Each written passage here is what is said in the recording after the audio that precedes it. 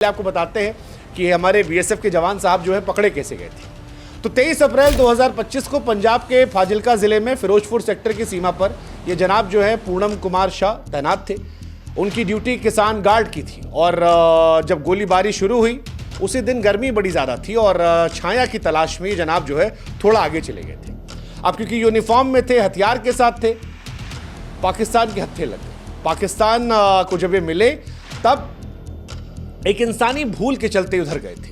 पाकिस्तान इस बात को जानता था कि ये हमला करने, जासूसी करने नहीं गए थे, लेकिन पाकिस्तान को लगा कि यार भाई मौका है। पूनम की तस्वीर जारी कर दी, आंख पर पट्टी बांधी, सोचा भारत को नीचा दिखाएंगे। हाँ, पाकिस्तान ने ये इस बीच में कई बार करने की कोशिश की थी। हमारी एक विंग कमांडर है, उनको लेकर भी इन्होंने किया था कि देखिए हमने पकड़ लिया। और शर्तें एक्चुअली मनवाने का तरीका होता है कि हम आपके जवान को छोड़ेंगे, आप हमें कुछ दीजिए।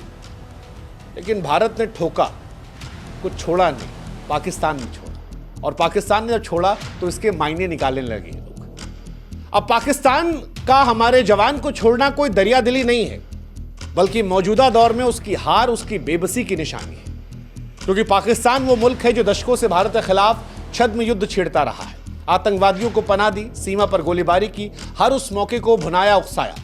आप याद कीजिए, सौरभ कालिया हमारे देश के जवान थे जिनकी पाकिस्तान ने करगिल में आंखें निकाल ली थी, जिनके साथ बर्बरता की इंतहा पार कर दी थी कि सोच कर डर लग जाए। उस स्तर पर गर्म लोहे की सलाखें घुसेड़ दी थी। आज वो पाकिस्तान हमारे जवान को चुपचाप लौटा रहा है बिना खरोच लगाए। ये इसलिए है क्योंकि भारत ने ऑपरेशन सिंदूर से पाकिस्तान की कमर तोड़ी है। भारत ने उसको स्पष्ट संदेश दिया है कि अब भारत पाकिस्तान को साफ करने की नीयत भी रखता है। अगर भारत अपने पे आएगा तो अगला वाला वार ज्यादा विध्वंसक हो जाएगा। भारत अब वो नहीं है जो नरमी दिखाता है। भारत बुद्ध का देश है, लेकिन गुरु गोविंद सिंह जी भी यहीं से थे। और शांति के लिए युद्ध भारत अब जरूरी समझता है। इसीलिए ना सिंधु जल समझौते में रियायत दी गई, ना आतंकवाद पर नीतियां बदली गई, और पाकिस्तान को स्पष्ट संदेश भी था। और नतीजा, पाकिस्तान बन गया गुड बॉय। देखिए हमारा सैनिक जो है हमारे पास वापस आ गया। हालांकि इस सब का ट्रेलर जो है भारत ने पहले भी दिया था। अभिनंदन वाला किस्सा याद कीजिए, 2019 बालाकोट हमला, विंग कमांडर अभिनंदन वर्धमान, उनकी रिहाई भी इस बात का जीता जागता उदाहरण थी कि पाकिस्तान को भारत से डर लगने लगा है।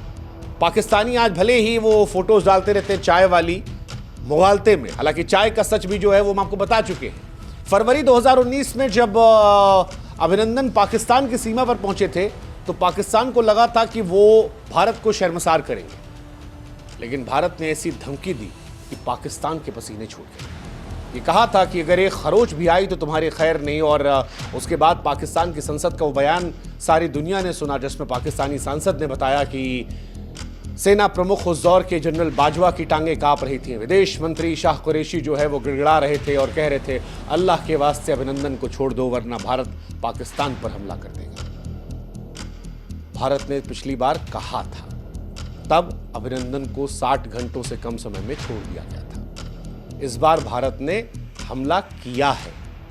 इसीलिए बिना भारत के कहे, बिना सोशल मीडिया पर कोई तमाशा किए, पाकिस्तान ने बीएसएफ के जवान को छोड़ दिया। हम कह रहे थे ना कि युद्ध की कीमत होती है, नुकसान होता है, लेकिन अगर आप शांति चाहते हैं तो कई बार युद्ध जरूरी होता है, क्योंकि युद्ध के बाद फिर एक लंबे दौर तक शांति बनी रहती है और उस शांति के लिए युद्ध लड़ना चाहिए कई बार। और भारत ने इस बार जो युद्ध लड़ा वो शांति के लिए था। नहीं तो 47 से लेकर 65, 65 से लेकर 71, 71 के बाद मेघदूत 84 और 99 में करके पाकिस्तान को हमने देखा है।